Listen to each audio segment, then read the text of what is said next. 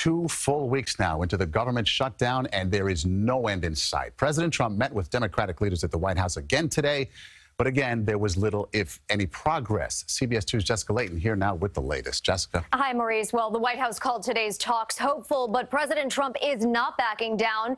And here's how far apart the two sides are right now. This week, House Speaker Nancy Pelosi joked she would spend $1 on the border wall. And the president, as you know, is demanding billions. So really, as we head into the weekend, there's still no common ground. We had a very, very productive meeting. But on day 14 of the government shutdown, still not even close to a deal. And after a 2-hour sit-down between the president and key Democrats, both sides left the White House, indicating this may be just the beginning. He said he'd keep the government closed for a very long period of time, months or even years. Is that your assessment of where we are? Absolutely, I said that.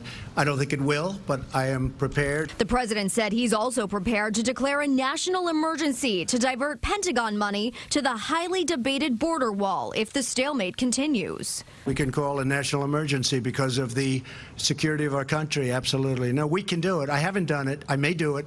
I may do it. The shutdown debate wasn't the only drama on Capitol Hill. On the same day Democrat Rashida Tlaib was sworn into Congress, the mother of 2 from Michigan was recorded swearing openly about the president. Because we're going to go in there, we're going to impeach the mother.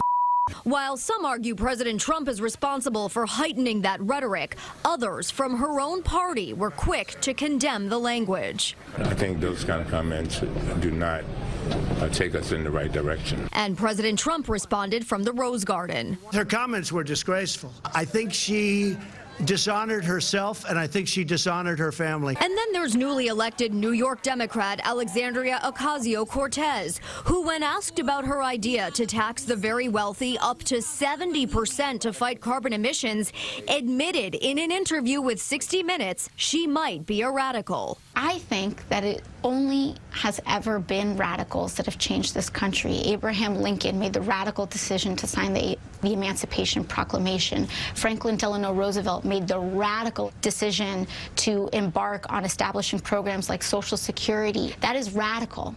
Do you call yourself a radical? Yeah, you know, if that's what radical means, call me a radical.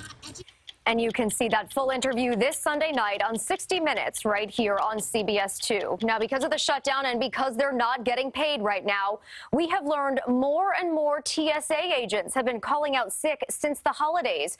A spokesperson says as a result, screening wait times at the airport might be affected depending on the number of people who do call out, but they insist security will not be compromised. Maurice.